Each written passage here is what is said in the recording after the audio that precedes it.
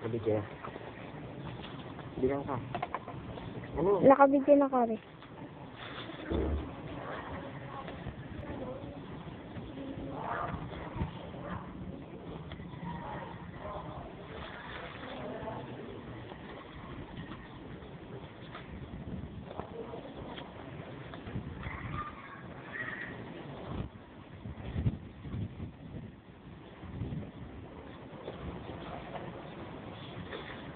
Namatay po.